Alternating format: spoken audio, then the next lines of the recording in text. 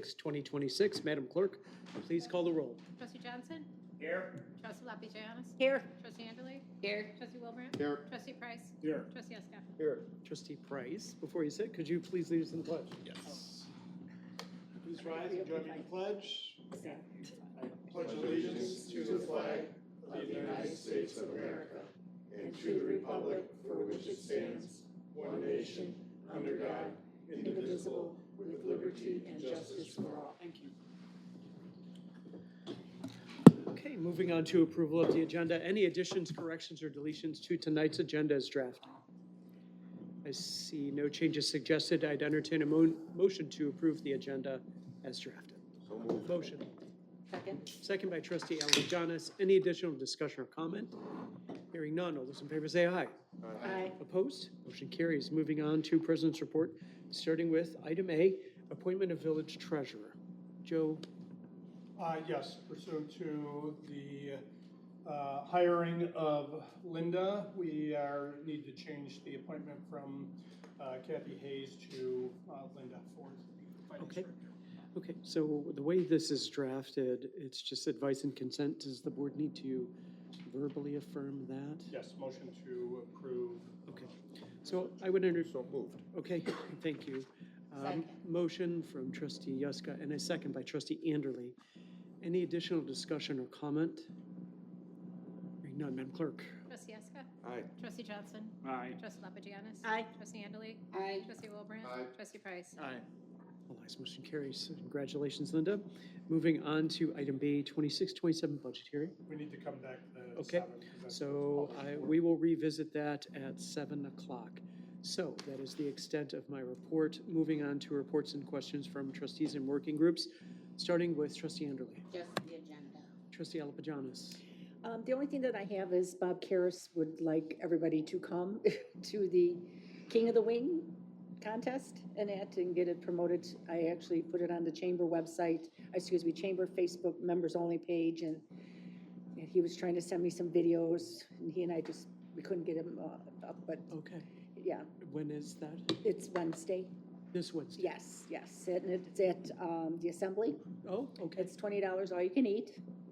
but it's Bob Karras, but it's over at the Assembly? It's Bob Karras, it's a competition, Bob Karras, Oh, I see. Village Squire, Bamboozles, Sticky Fingers, and Assembly. Oh, interesting.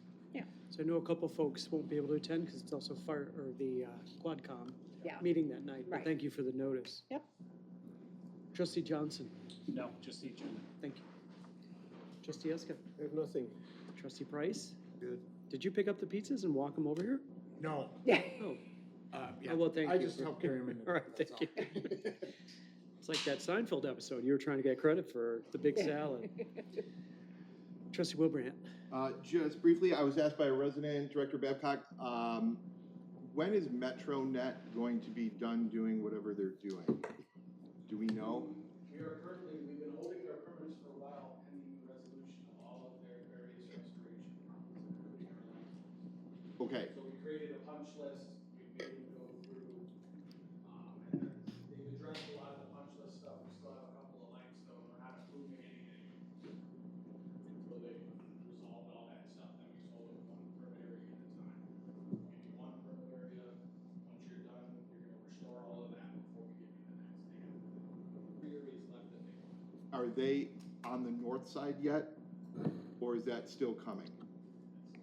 Okay, and they can't get to the north side until punch list and everything's clear on the south side? Actually, yes, the south side and a couple of, there's like 3 or 4 areas we gave them, like 3 or 4 permits initially, and then Because there are literally wires over sidewalks. Which is why we Yeah. pulled the plug on, literally, on issuing new permits, because we had so many outstanding issues. Some of that was weather issues during winter, but now with, we've asked them to tend to all these items, and we've carrot and stick, we've held up any new permits being issued until they've got all these outstanding issues as well. So hopefully with those being resolved, they can move to the north side, because I've had some north side residents ask, what's up with MetroNet? So they'll be coming there next, is that kind of the plan, or? actually, I haven't seen, I told them not to send any permits yet. Okay. But it was done, so I'm not sure they immediately want to go but the underlying issues are restorations and finishing the punch list with where they are open before they can move on. Yeah, there's the Okay. things you saw, there's like boxes that. Yep. That went in and then were torn out, and they just let the whole, you gotta make everybody right first. So the answer is, we don't know yet. Yeah, okay, got it. There's some confusion there too, they're all bearing the T-Mobile logo now, so there's some kind of buyout in the last. They're not technically Metro anymore, Okay, that's it. Thank you. Okay, thank you, Trustee Wilburn. Before we leave this section, I wanted to thank the village department directors for attending the Grand Point Meadows HOA meeting. And with that said, Joe, anything from the team? No, nothing other outstanding. Okay, and it does not look like we have any visitors tonight. So let's move on to consent agenda items A through M. Is there a desire, well, I'm going to read each one, and then I will ask if there's a desire to remove any. Item A, ratification of payments for $392,000 and change. Approval of bill list for $1.8 million. Item C, Spring Hill Mall perimeter fence rental extension. Item B, resolution authorizing IDOT right-of-way maintenance agreement. Item E, approval of minutes for the regular board meeting for March 2nd, 26. Item F, authorization to replace boiler pump at PSC 1. Item G, ordinance identifying the streets known as Oregon Avenue, Edwards Avenue, North and South 1st Street, 2nd Street, 3rd Street, 4th Street, 5th Street, and 6th Street, and 7th Street, and identifying the public park known as Graffelman Park. Item H, approval of minutes for the regular board meeting on March 16th, 2026, and a number of special events requests fitting out I through M. They are Keystone Home Hub Blood Drive event on May 29th, 26. The Assembly Pistons and Pints Cruise Nights by Rudy K. The French Market for 2026. Finally, Friday events for 2026 and the Chicago Grit Bike Race. Is there a desire by any board member to remove any of the items from tonight's consent agenda? Seeing no changes suggested, I'd entertain a motion to approve the consent agenda items A through M. So moved. Motion. Second. Second by trustee Alapajanis. Any additional discussion or comment? Hearing none, Madam Clerk. Trustee Huska? Aye. Trustee Johnson? Aye. Trustee Lapajanis? Aye. Trustee Andalay? Aye. Trustee Wilbrand? Aye. Trustee Price? Aye. All ayes, motion carries. Moving on to resolutions and ordinances. Item A, ordinance amending Title 10 zoning regs, Chapter 7, SD, Special Development District, Section 5, use areas, subsection 4, retail center use area, subsection B, special uses of the municipal code. Trustee Price. Yeah, thank you. This is sort of a cleanup item. Sort of auto service related things are allowed in B3, but weren't allowed in SD, even though some other automobile uses like gas stations were. And so this basically adds those automotive related special uses to the SD. And they are special uses, so it's not by right. They would have to come in and request that. So just because an area is zoned SD doesn't necessarily mean, any of these things could go in and they have to ask for permission, so. Okay. Comments or questions? Trustee Price, you have the floor.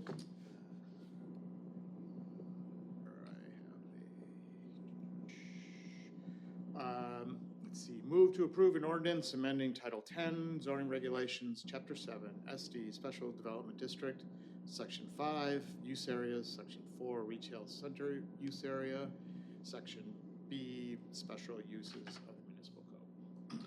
Motion. Second. Second by trustee Huska. Any additional discussion or comment? Hearing none. Madam Clerk. Trustee Price? Aye. Trustee Huska? Aye. Trustee Johnson? Aye. Trustee Lapajanis? Aye. Trustee Andalay? Aye. Trustee Wilbrand? Aye. All ayes, motion carries. Moving on to unfinished business, item A, authorization to solicit bids, lead service line replacement phase 2. This would be trustee Huska. Yes, we got good news, but we have to act quickly to respond to the request. It's actually before our next meeting, correct? Yeah, actually, by Friday. By Friday. So that's why this is on here already, but it's, we moved quickly to apply for this, we got it, and that works, so we don't want to lose it. That's part of bypass funding, it's, shovel-ready stuff, so. We teed that up, so.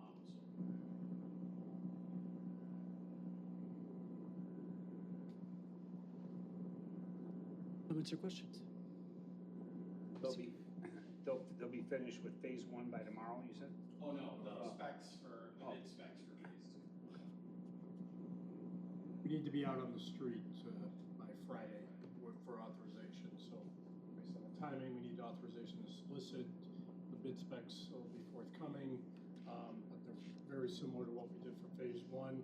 We did roll in a lot more of the anticipated work from phase three into phase two, which is phase three was predominantly on Route 72.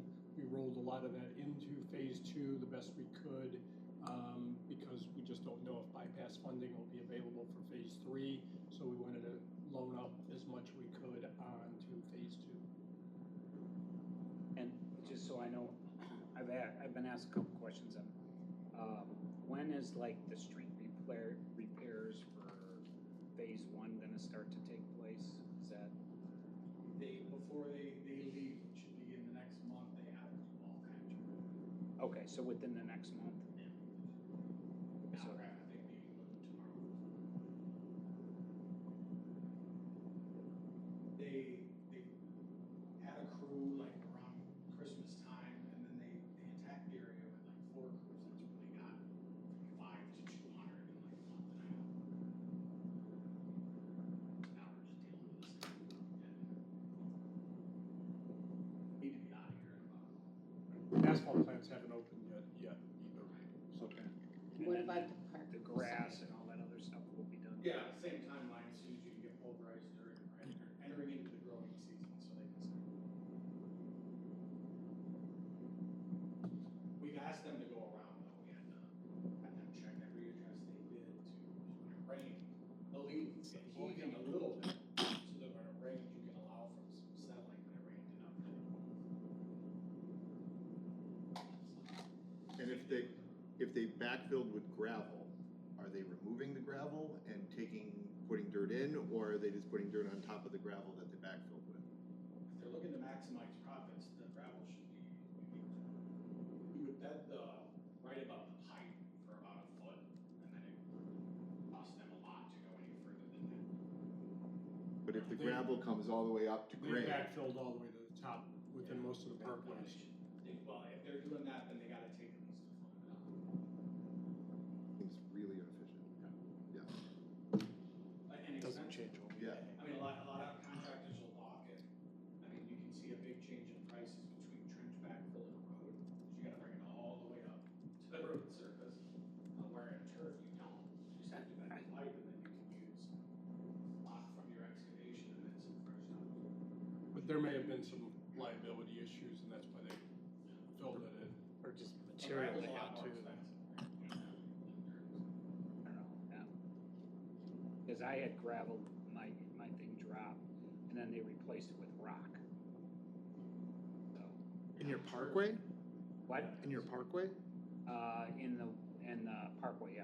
Oh, wow. So I got big white stones out in front of my house. So do you, right? I have a lot of everything in the parkway, and I don't have a lead pipe. I have a giant metal plate out front of my house that everybody hits at 25 miles an hour, and it's super loud too, so hopefully those go too. I'm sure you can hear it from here, Joe, all day. Right at the intersection of Oregon and First, there's a giant steel plate that, The one I Oregon on mentioned- second. Oregon Second, I'm sorry, yes. One I mentioned several weeks ago. Yeah, it's quite loud all night. We're bringing everyone in tomorrow for a tongue lashing for, it's getting difficult. We're very much involved with them.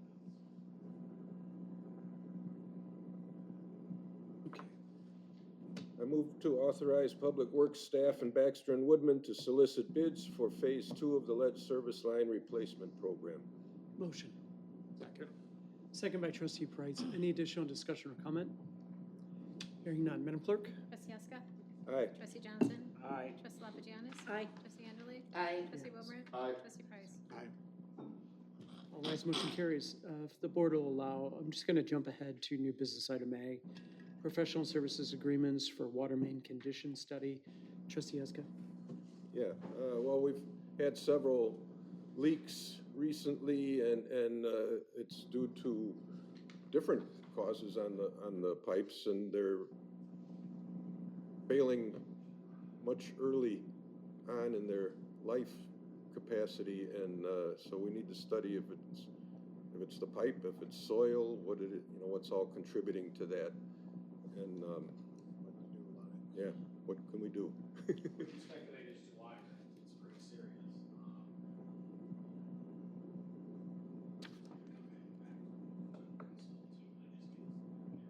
I tend to think for new installation, how hot the soils are. Get those recommendations really before too much development goes in, especially in close proximity. That main at Carrington was. Yeah, I was gonna ask that, couple that with the, I saw this on the agenda, but, it's worth it because I know I've gotten some complaints. Well, I talked to Dan Finnegan, you know Dan? Yeah. Yeah, so Dan's, I think he's the homeowner's, yeah, Grand Poobah over there, right? And he was saying, he's just like, this is, he was concerned, so I would ask that you continue to talk to him, but it's worth doing a study because he's taking a lot of heat from his residents, right? Because they all call him, right? And there was 2 in like a week or so, right? Was there 2? I think there's more than 2. Well, the one in Carrington that was 11 hours was 5. That took what took?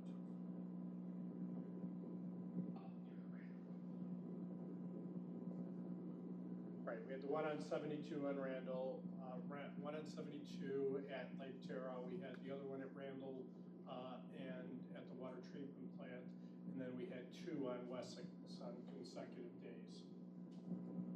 We've had 4 in that immediate area within a matter of less 10 days.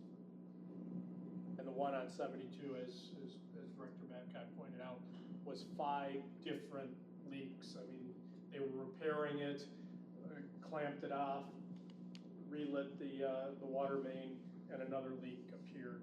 Fixed that one, and another leak appeared, all within basically 22 sections of pipe. Eric, probably for the last 10, 15 years, we've been talking about how the pipes under the mall are probably the worst off. Has that been alleviated now with knocking everything down? We've stubbed things off, or are those pipes and mains still there? They're still there until we redevelop. So we will be able to more easily replace those now that we're blank canvas, or do those have to remain? No, the problem there was, and that was an issue from the day actually, half the main was oversized. Right. Soil deterioration. The problem we had was you spend $3.5 million replacing main across a grid road. Doesn't represent a grid we would do.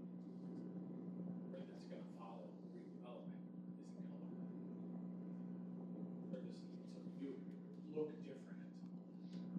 Great thing now is we're down that road. Good puns, but we're not worse off now that we've knocked everything down and we can start fresh.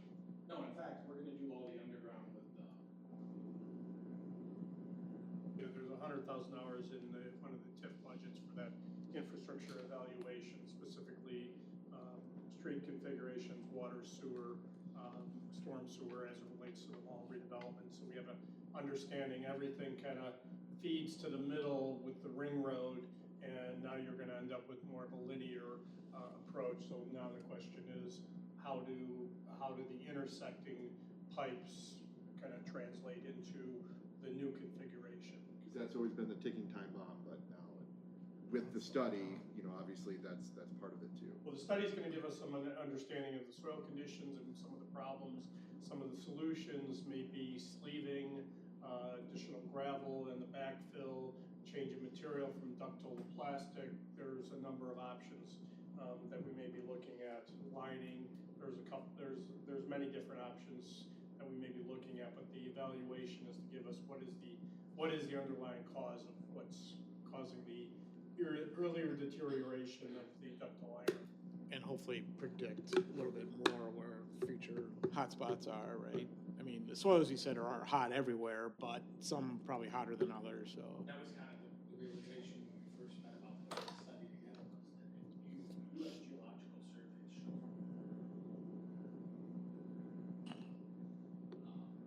What is a hot soil? Well, it's aggressive, it needs pipe. Oh, okay. It's corrosive to the metal Corrosive, pipe, okay, yeah. thank you. And so I'm thinking, looking into the past, I guess if you're not having problems, maybe you don't know that. So certainly now, this study's gonna help us identify, like all down here in the Old Town, what's upside down about this is the oldest pipe in the village is not really giving us order into its life.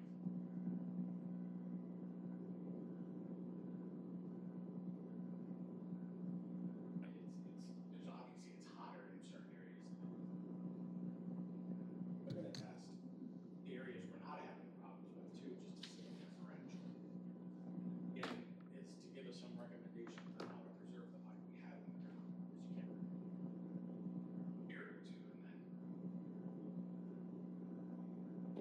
Have you heard of any other municipalities that are having any kind of issues like this? I mean, do you guys talk at all? I mean, not that this would be a topic of subject, but Yeah, I mean, there's towns, especially as you get older, you move a little bit east, there's people who have crews that dig all day, every day.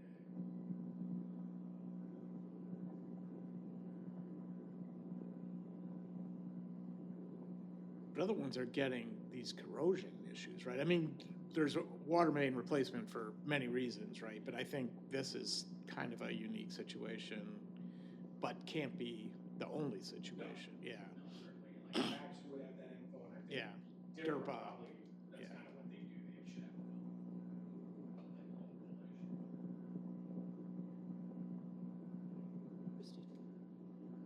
There's a production component too that we're looking into, so, weak pipe, what we're seeing is holes.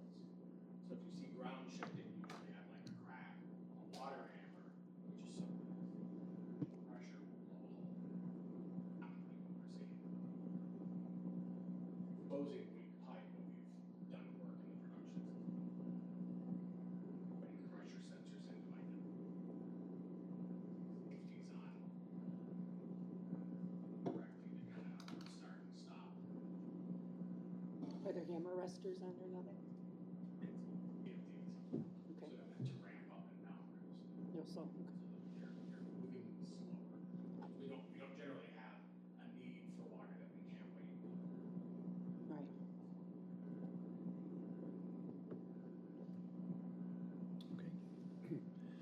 I move to authorize proposals with Baxter and Woodman and Testing Service Corporation to complete the water main condition study at a total combined cost not to exceed $30,775. Motion. Second. Second by trustee Anderling. Any additional discussion or comment? Hearing none. Madam Clerk? Trustee Huska? Aye. Trustee Johnson? Aye. Trustee Lapijanus? Aye. Trustee Andalou? Aye. Trustee Wilbraham? Aye. Trustee Price? Right. All ayes, motion carries.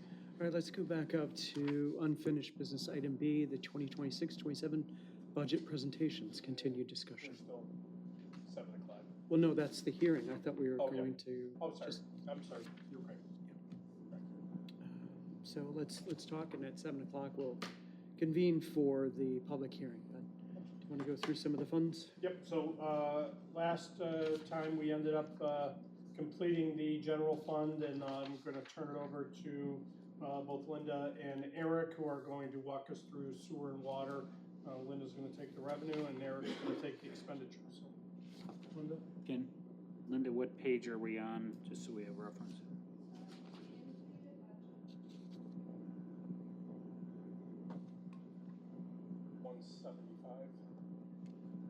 Of the document.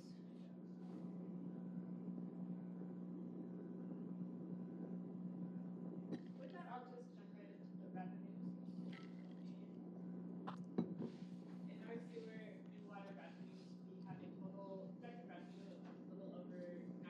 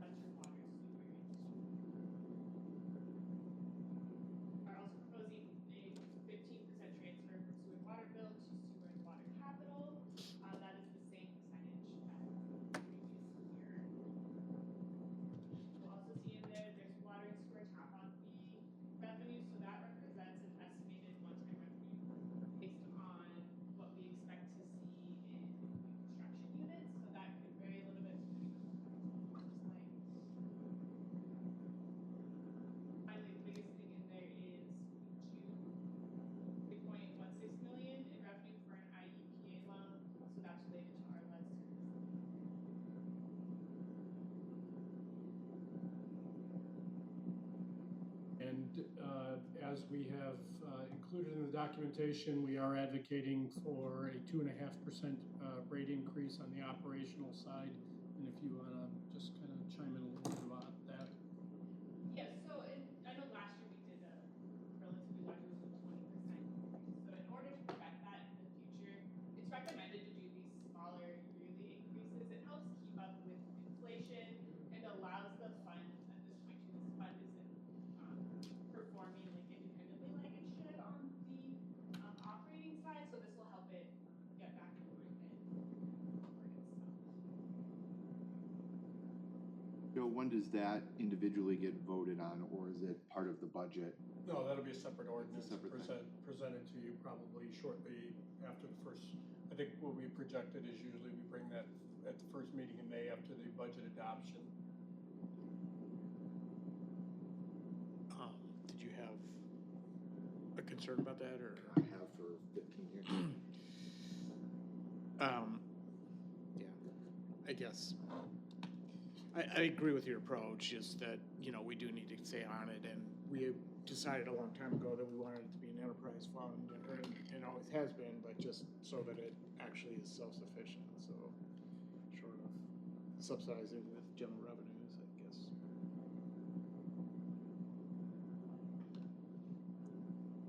Eric, you want to cover the expenditures? Starting with water, it was a pretty eventful year on water, all the regular stuff, the highlight would be long-awaited completion of the tower, which involved, I think the tower went relatively smooth, it was all the lead up to it, and then operating, that system, that was difficult to operate without the buffer and supply of a tower, when you know you've got me.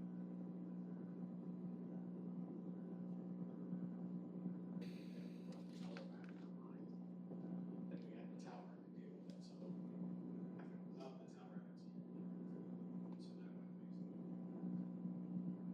Big deal being phase one of lead service line replacement with all the private. Phase three of the water system study is gonna be complete, that gives us make certain connections. Redundancy in the system. The well one MCC project I completed, which brings great reliability to there. And then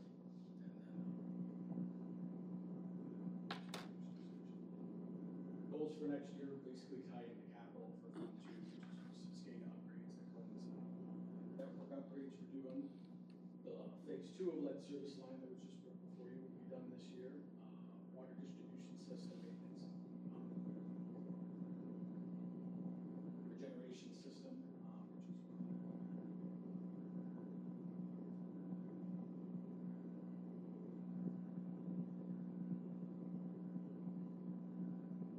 Eric, what's the, I don't know where we're at, but the north and south water tower repair and repainting redesign or design, what is that?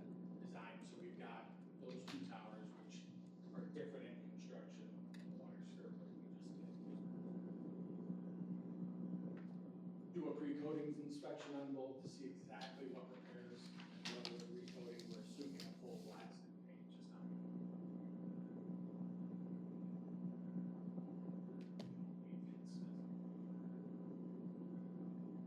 So there is an advantage of doing those together because they are. Where is the north and south water tower? So the north one has got the Randall Oaks logo on it right off of Randall Road by the rec center. And Okay. our plant there. The south one is, Canterfield, east, right off just south of Canterfield east, or west. You can see it when you're coming off the tollway, Yeah, going okay. northbound on 31. Okay, all right. So what's odd is that south tower looks markedly worse from the outside, but it's in pretty good condition inside. Randall's the exact opposite. Okay. And nothing right now until the study's over for any type of replacement of infrastructure, right? Like, No, that would come, I mean, sometime, that's gonna tell us a lot, I guess, where What do you mean by replacement of infrastructure? We're basically just we're doing the bid specifications for coating inside and outside. No, I'm talking about just they're. made, yeah.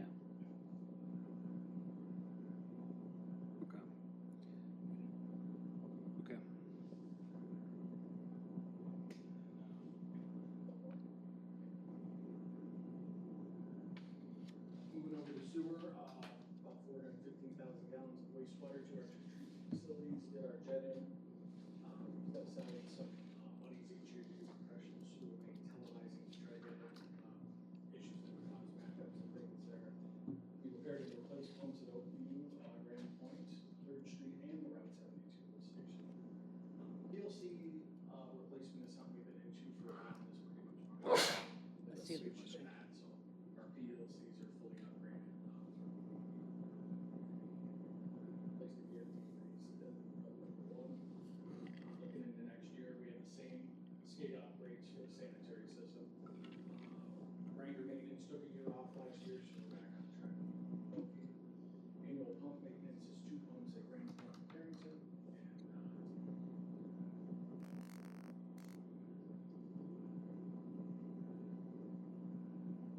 You wanna talk about the master study for sanitary?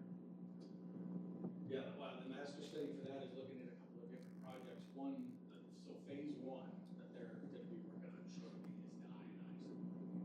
Basically be focusing along the river on the east side.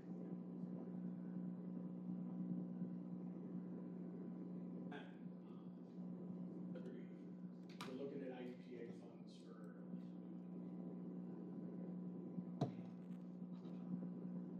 additional fact finding would be a part of that now. So that is in response to some of the concerns regarding our forward treatment charges over the last couple of years and the dollar amount. So the master study is intended to evaluate basically everything east of First Street with the intention of trying to identify some of that infiltration into the system.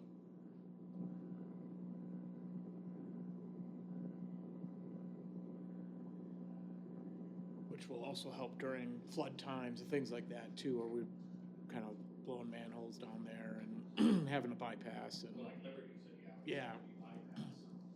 So the first part of that is actually just to seek out IEPA loan eligibility, which, as we've gone down that road with lead service line.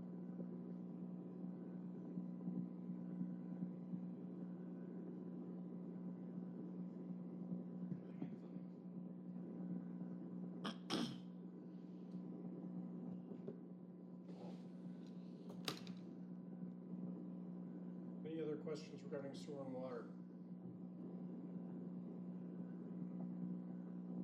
If not, we can kind of move on. Motor fuel tax. Motor fuel tax is basically just a transfer out this year of $350,000 to the general fund to aid in street maintenance, snow removal, salt, et cetera, et cetera. That is an increase of from last year of $320,000, but that also recognizes that we are receiving more money on a per capita basis because of the special census, and then secondly, that we reallocated, re-qualified for the high growth special allotment.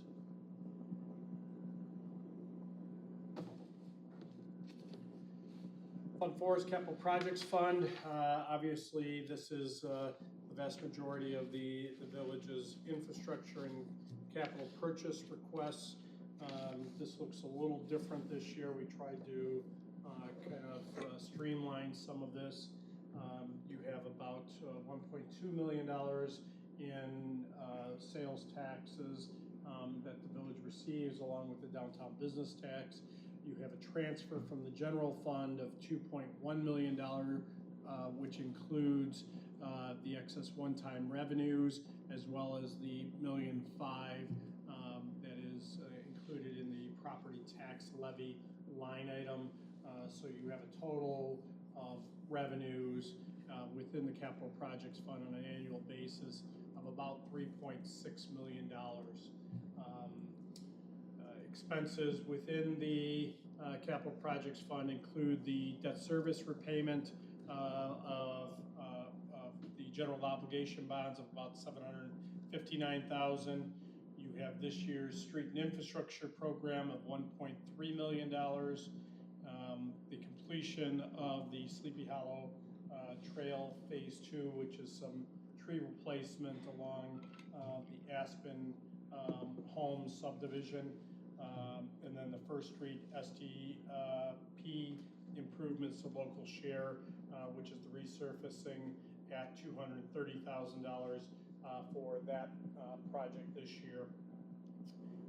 Included is the laundry list of the departmental expenditures that is referenced by the various departments, which includes this year, administration has the $100,000 towards the ERP upgrades for the accounting system, server upgrades for IT of $250,000. Under police, you have capital contracts, including Starcom, body-worn cameras, dash cameras, and the flock expenditures. You have equipment of $15,000 allocated for patrol resources and traffic safety, and then you have the vehicle lease of $61,000 for this year for the 5-year lease program that was adopted 2 years ago. Under fire, you have capital contracts for Starcom and Zoll individually. You have the annual equipment replacement at $67,800. You have the annual reallocation of turnout gear at $21,000.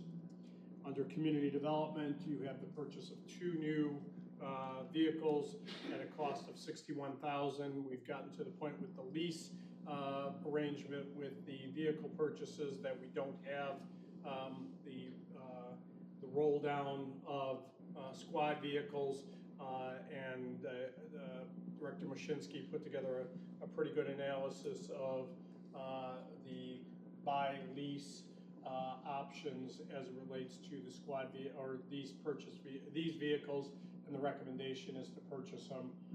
We get a much more bang for our buck on the purchase over an 8-year life expectancy for these vehicles. Are those vehicles, those aren't new, correct? Those are new. Well, they have existing, what are the 2 vehicles that are currently being used now? 19. Chevy Malibu and a 2007 Expedition. Well, those are the hand-me-downs that they've been using for a number of years. And what do we ask, we're getting 2 new cars? Yes, that's the recommendation. But those are the leases, right? No, those will be purchased. Oh, okay. And then we have separately have the leases. Leases for the squad cars are separate. The problem with, there's no roll, with the leases, there's no roll, what we've typically been doing is rolling down police vehicles to community development. Can we buy them at the end of the lease though? And like at a good price a lot of times? that is an option, but we don't know what that value will be or that purchase price will be. Yeah. Included in the capital is a detailed memo from Director Mashinsky on the lease buy options. It's in the budget document. I can. Page 200. Okay, thank you. So 2 new vehicles at $30,000 apiece? Yes. They're Chevy, what are they? Ford Mavericks. Ford Mavericks. Turbos, Ford Mavericks, about the cheapest. They're like the tiny little pickups, so we still have a truck bed. They're got a little toolbox for inspections. The idea was instead of inheriting hand-me-down cop cars or anything like that, we put an unusually low amount of miles on our vehicles just because it's all in-city driving. We don't idle them for a long time, anything like that. So we could look at it in 8 years and see what the resale value could be on a 8-year-old Ford Maverick with potentially. Instead of getting a 2007 with 121,000 miles, that has a plethora of issues. The rockers are rusted out. So have you looked at just buying like 2-year-old vehicles, like in 2024 with whatever, 20,000 miles on it or something like that, seems like, you know, they always talk about it loses half its value the day you take it off the parking lot or whatever. We're not averse to looking at it, but Yeah. I mean, we've done some due diligence on this. We can do a little bit more if you would like in terms of a potential 2-year used vehicle with the same expected life expectancy of additional 6 years versus, you know, we're getting 8 years on a new vehicle. We're happy to do the math. Part of that was getting the warranty. Yeah. Cost savings, and there's a reason the value of a car drops a lot after 3 years, because that's usually when your bumper warranty ends. Yeah. Happens, you get 11 or something like that, you get a brand new car from Kaiser, you get 4 little metal parts, warranty that comes with it, you basically don't have to worry about it for years. Yeah, we can definitely, we can throw one more scenario into the analysis. As with all capital purchases, just because it's in the budget doesn't mean it doesn't come back to this board for further discussion and review. I just brought up a 2024 Ford Maverick XLT, used 37,000 miles, and it's $26,000. Yeah. So not a lot cheaper than 31. No. No.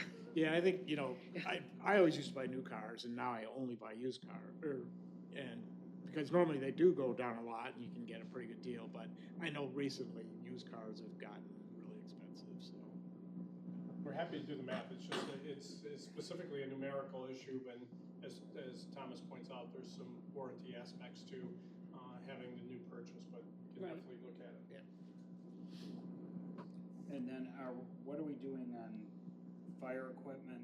That's always, should we have a discussion on that? Well, there is, you've already authorized the purchase of an ambulance, correct? For delivery.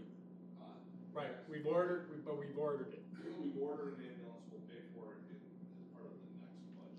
Right. And then I think there is projected a new engine in the 29-30 budget as part of this discussion. That we have to order very ahead of time. Yes.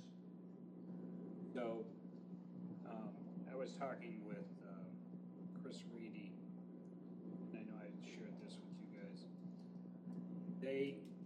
They bought a new engine. He's part of the fire district out of Sleepy Hollow. Rutland. And they bought a new truck, but they put money aside every year, so it wasn't such a big capital outlay. And he actually said the value of the truck for what they paid for it is now more than what they paid for it. So it's something to think about as to how we plan accordingly if we've got these big capital purchases, to put money aside. Especially if we know it's a 4 or 5 year ordering cycle, right? So we're not hit with this huge budget line item come, you know, when the bill is due, right? Right, correct, and we can, I mean, it's one of the things that Ms. Chambers has brought up as a possibility, but just recognize if you're gonna set up a sinking fund for, let's just, fire engine, or Director Babcock has $200,000 10-yard dump trucks. All of that money comes from somewhere. Right now, you have $3.6 million available. It's divvying up that pie to whatever you want. How much of that do you want to go to a sinking fund, and how much of that do you want to put to use for this year? And that becomes the decision you have to make. So, you know, if you're gonna set up a sinking fund in that regard, $1.2 million over a 4-year period, $300,000 annually, you carve out $300,000 from these funds this year. That leaves $300,000 less available to do streets or whatever you choose to do. But you gotta pay for it in 3 years or whenever, Yep. you're still gonna have to pay for it, right? Correct. Well, that's why it's on the plan. That's why we know it's coming. That's Right. why we're starting to allocate, at least mentally at this point, that we're gonna have to eat that in 3 to 4 years. The conversation that we had when both engines went down at the same time was, you can't just get in line because, or I mean, you have to get in line, you can't just get one that rolls off because you have to pre-plan for it. We got lucky that there was a stock model that was rolling off the conveyor belt, and we were able to get it, add the bells and whistles that we needed, got it at a discounted price, but that's a risky game too, to see if there is one available. So at the time, we had talked about like, maybe we get in line for another one of those random stocks again, just to keep our foot in the door, that we can get it at a decent price, we know we're going to need it. I think that's where we left it, and that's kind of what we're doing now, right? You're just Correct, yeah, I've been talking with the salesman to see what's available. They know their allocations about a year out, so, you know, we'll have that discussion. Part of my memo, and again, replacement was we need to have the discussion with you, looking at truck. And right now, trucks don't come that way. They're specifically built to order. And he told me that we're gonna have to place an order sometime late 2027 to take delivery in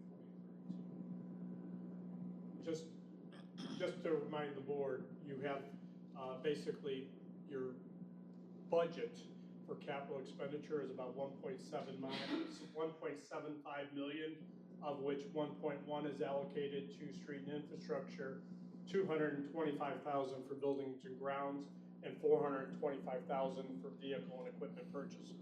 That comprises your budget annually of for capital expenditures. And I think what we've been doing But is, I'm sorry, you have debt service obligations, you have other obligations. We have one-time revenues that are coming in.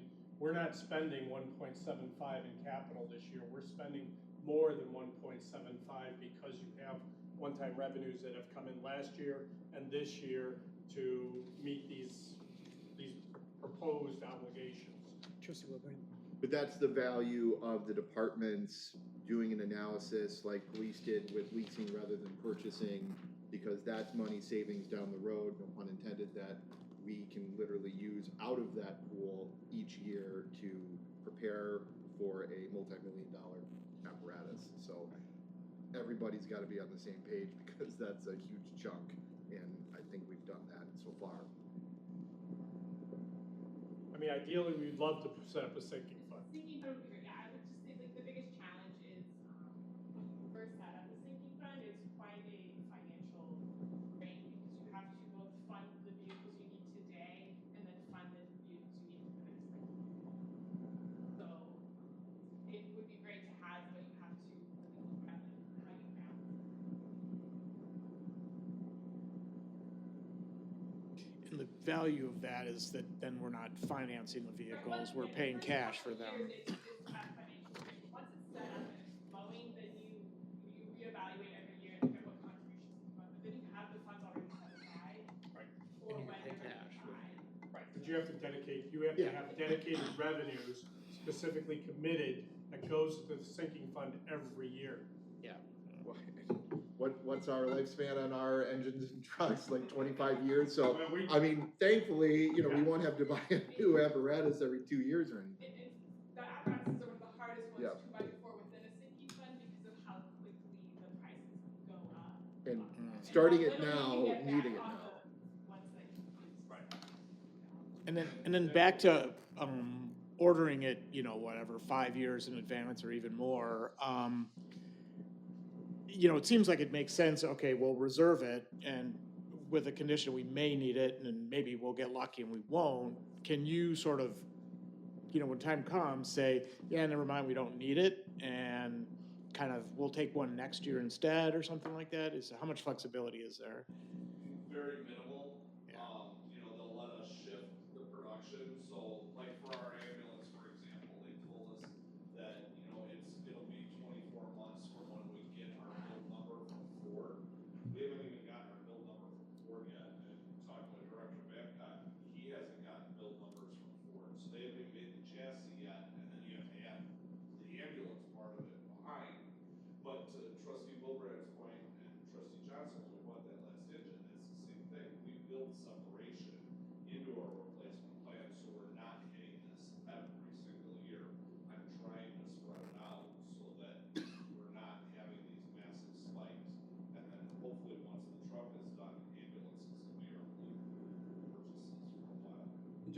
or the investments we make on maintenance really give us the distinct advantage because we do hang on to our equipment, we treat it well, we maintain it, and we try to extend the life beyond what the traditional, typical municipalities have been using for their equipment, and sometimes it becomes a little too obvious. I think with community development vehicles, that's kind of been the tail of our cost effectiveness, and we do the same thing with our vehicles. You know, I give a lot of kudos to Public Works, the Vector, the used Vector that they were able to put together. If we had gone out and purchased a new Vector, you're talking $500,000, and Public Works put together one for $250,000 on a used basis, and it's functioning very well for us. And so, I mean, I do compliment the staff in terms of trying to recognize and extend the life of our equipment, and we do a pretty good job of that. Okay, isn't that fun to, before we start another, Yeah. let's go and Yeah, have because our hearing. I think, did I get through everything?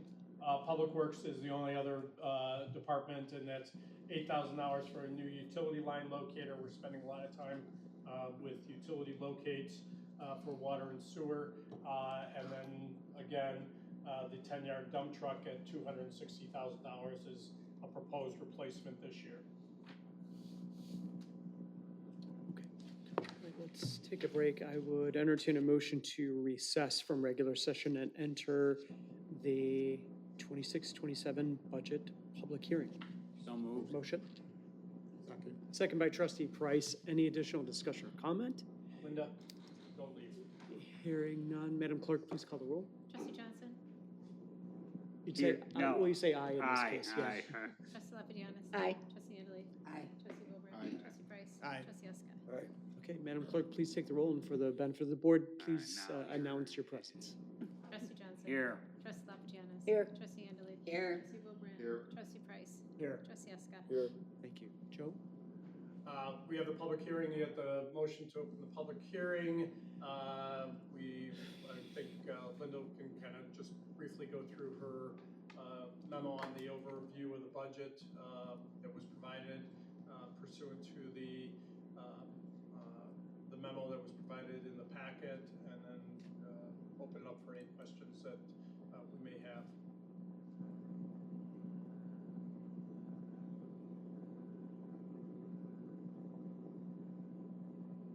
Just to go over some quick notes on the budget.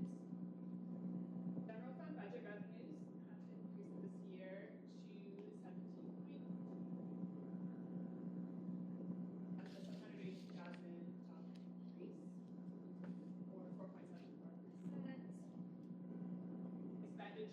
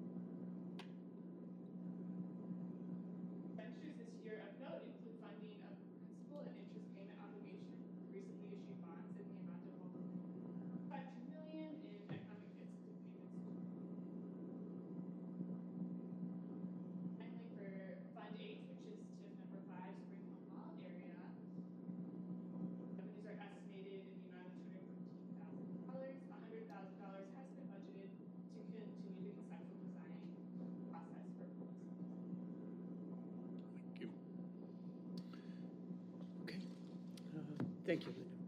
So comments or questions from the board? Okay, Just real quick, I just want to make sure I didn't mishear. When you talked about the water rate going up, you said water, sewer, and the IEPA loan? Because I didn't see it going up. Oh, not the IEPA, but so the water, sewer, and distribution. Distribution, but okay, but the distribution, aren't we showing the same amount this year as last year? I didn't see an increase. So it's included in that first line item where it's just water and sewer bills. Those are the three Right. charge items that are included in that line item. Okay, So if you look at the memo for water or sewer and water, you'll see that there's a breakdown that shows that. okay. Yep, just want to make sure I was understanding it, okay. thank you. Is there anyone in the audience who would like to ask a question of the board or speak to the budget? Okay.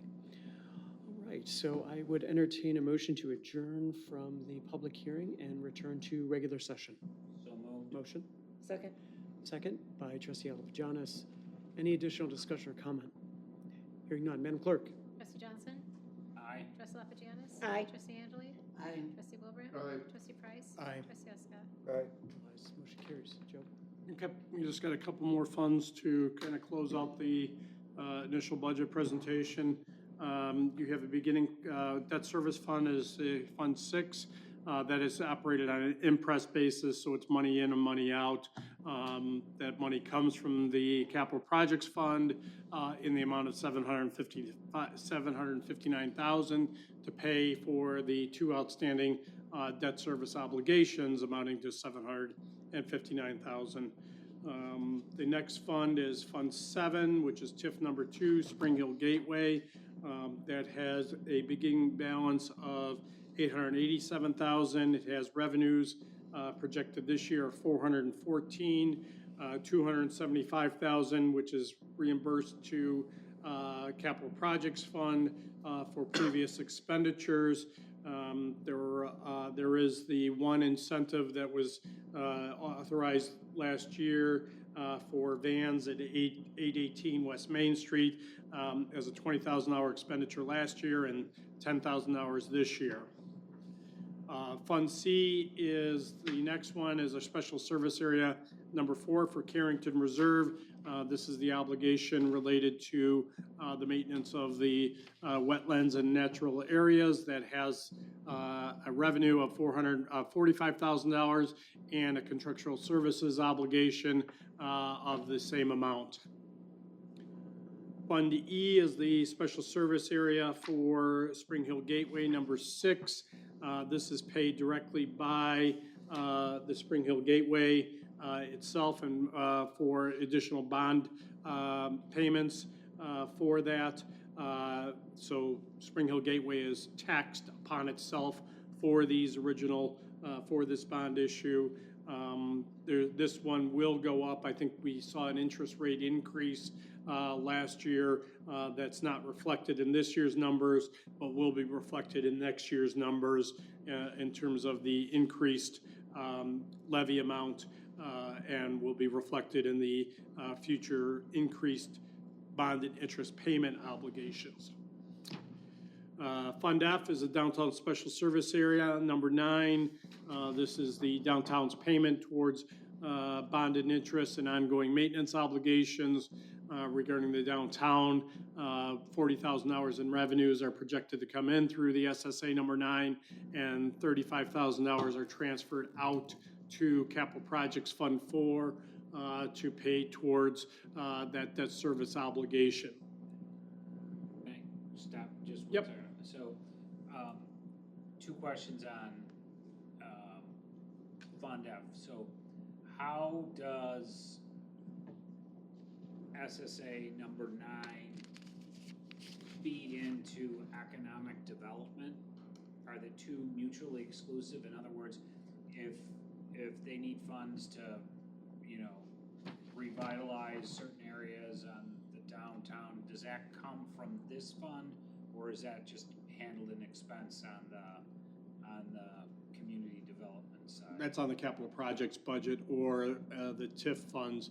This is only related to specific expenditures related to the previous debt service obligation that was used to pay for downtown Phase 3 and downtown Phase 4 improvements, plus the ongoing maintenance of for the village regarding parking lots, refuse collection, snow removals, et cetera, as it relates to the downtown properties. All right, so then the other question is 108, 110 would be handled as part of the TIF. Correct. right? Okay. Yeah. Not this, okay. No. Fund G is the Route 72, Route 31 corridor. This is the village's strongest TIF. We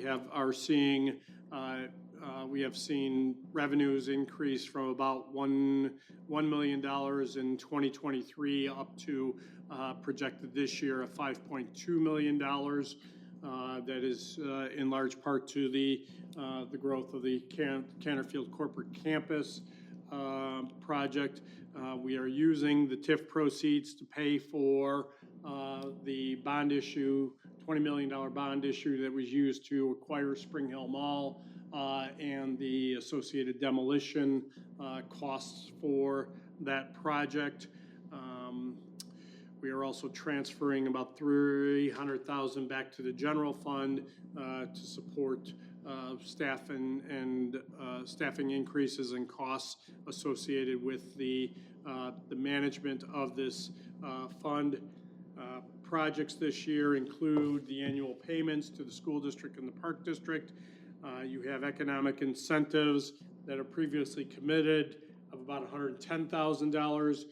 You have TIF incentives for 200 Washington, Transwestern, 120 West Main, and 108, 110 that were previously committed, as well as Swiss Q Print, which will be the first year for that.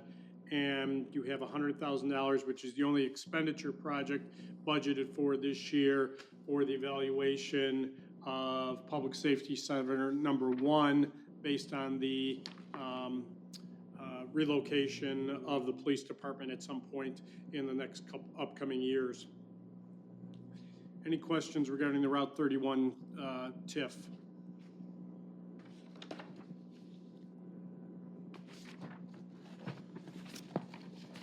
Fund H is TIF number 5, Spring Hill Mall.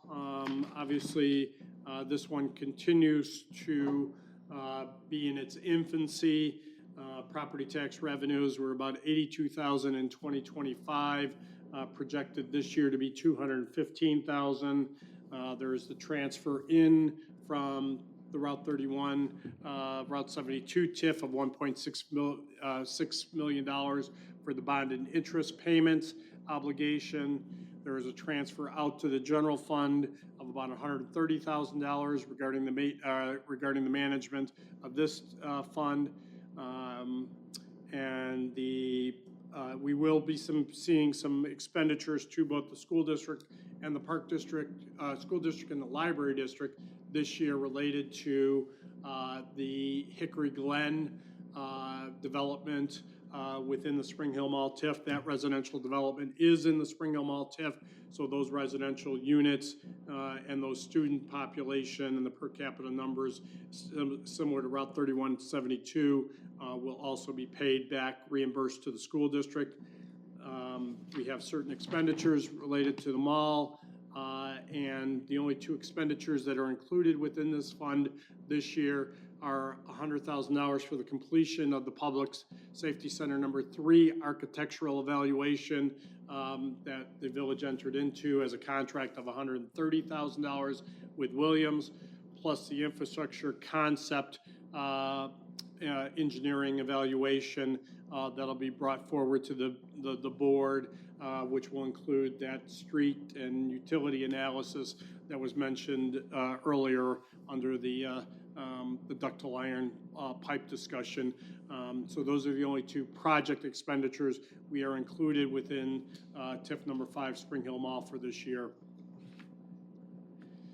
Fund I is the newest fund that we've added this year, and that's the payment from the Oakview Corporate Campus, specifically in the amount of $60,000 for the property owner's pro rata share towards the intersection signalization, plus the ongoing signalization maintenance and energy costs moving forward.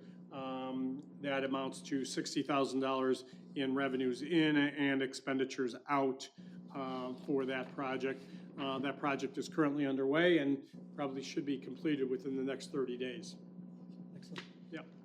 And that kind of concludes the 26-27 budget presentation. I'm happy to answer any further questions that the board may have. We're also going to be meeting about this one last time. Yep, it'll be on the agenda for next Monday also, or following. 2 weeks hence. 2 weeks, yes. Okay. So I would encourage the board also, if you think of anything between now and then, to reach out to staff.